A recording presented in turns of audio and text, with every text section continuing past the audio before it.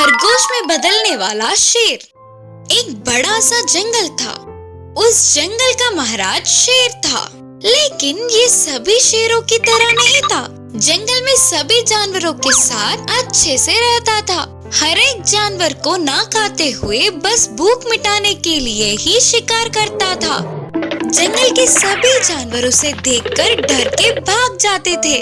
इसका शेर को बहुत दुख पहुंचता था। उसे भी उनके साथ मिलकर खेलने की, दोस्ती करने की इच्छा होती थी, पर वो गुफा में ही अकेला रह जाता था। उनके साथ मिलकर रहने की सोचा तो वे उसे देखते ही डर के भाग जाते हैं करके शेर को दुख होता था। एक दिन उस जंगल में एक साधु तपस्या करने आया है।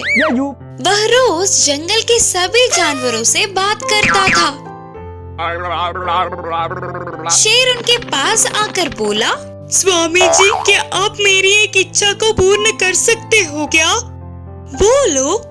फिर शेर ने पूछा, मुझे ऐसे शेर की तरह नहीं रहना, आजादी से सबसे मिलजुल कर रहने वाली खरगोश की तरह रहना है।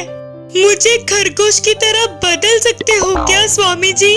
साधु ने जवाब देते हुए पूछा, तुम इस पूरे जंगल के महाराज हो, ऐसे छोटे से खरगोश में बदलना चाहते हो?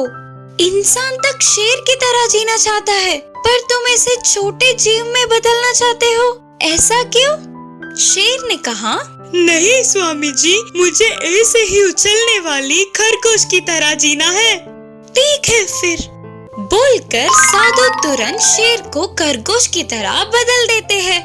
गोरा, छोटा, प्यारा सा खरगोश बनने वाला शेर वह साधु के आश्रम के पास उछलते हुए खरगोश दूसरे जानवरों को मिलकर खेलते हुए खुश हुआ। जो भी मिला वो खा के अच्छे से गुजारा कर दिया।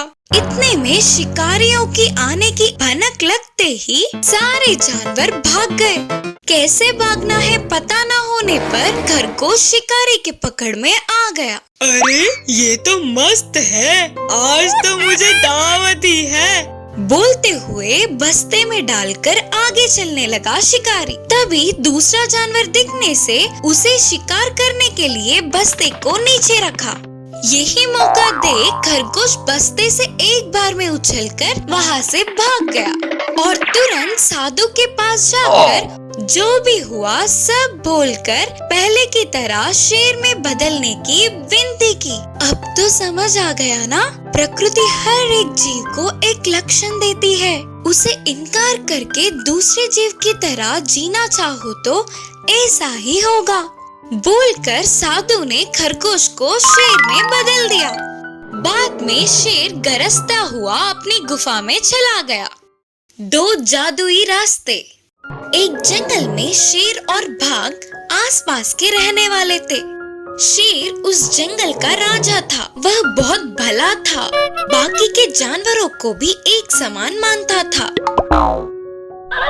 उसका एक बेटा भी है, उसका नाम था सिम्बा। वे अपने अभिमानी महाराज शेर के बेटे को लाड़ प्यार से खिलाते थे। और वही पास में रहने वाला बाघ बहुत ही दुष्ट था। ऊपर से कोई जानवर अकेला दिखे तो बस उसके पीछे पड़कर शिकार करके खा जाता। उस बाघ का भी एक बेटा था, उसका नाम था मुन्ना। वह अपने पापा की तरह ही दुष्ट था, इससे बाकी के जानवर उससे दूर ही रहते।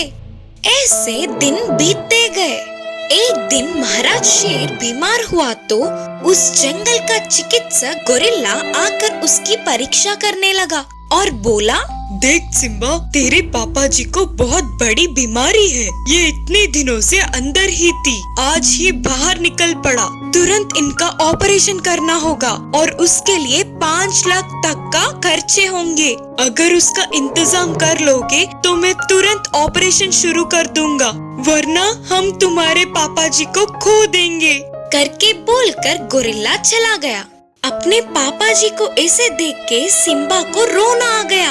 उतने पैसों का इंतजाम कैसे करेगा वो, उसे कुछ समझ नहीं आया।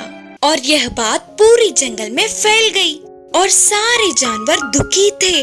लेकिन भाग तो शेर मरेगा तो वही राजा बनेगा करके खुश होकर अपने बेटे के साथ जश्न मना रहा था। अब तक बेफिक्रे होने वाले सिम्बा को मुसीबतें आन पड़ी। पहले तो भूख मिटाने के लिए भोजन, फिर ऑपरेशन के लिए पैसे कैसे कमाए। ऐसे एक जगह पर सिम्बा को दो अलग अलग जादुई रास्ते दिखे। एक था खाने का रास्ता तो दूसरा था पैसों का। सिम्बा को देखते ही खाने के रास्ते पर खड़ी हिरन ने कहा, सिम्बा तुम इस रास्ते से जाओगे तो तुम्हें अच्छा भोजन मिलेगा। आ जाओ, तुम दोनों के लिए पर्याप्त भोजन ले जाओ।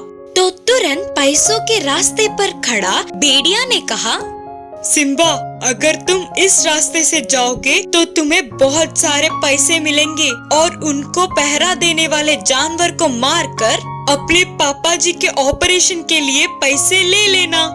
तब सिम्बा ने बिना कुछ सोचे कहा, मुझे पैसों की जरूरत तो है पर किसी के जान की कीमत पर नहीं। बोलकर खाने के रास्ते पर जाके भोजन लिया तो तुरंत पैसे भी मिले।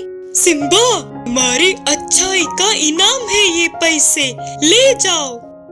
यह सुनकर सिम्बा खुशी से उछल पड़ा और उन पैसों को ले आया। तुरंत अपने पापा का ऑपरेशन करवाया। महाराज के ठीक होने पर सिम्बा की खुशी का ठिकाना ही ना रहा और जंगल के सारे जानवरों ने उत्सव मनाया। इन जादुई रास्तों के बारे में जानने वाले बाघ उधर पहुँचे। उन्हें भी शेर के जैसा ही बहुत सारे पैसे मिलेंगे। इसकी लालच में वे दोनों पैसों के रास्ते से गुजरे। आखिर में वहाँ पैसे तो थे ही नहीं, लेकिन एक आंधी के झटके से वे दोनों जलकर राख बन गए। इसीलिए तो कहते हैं लालच से कोई भी काम ना करे।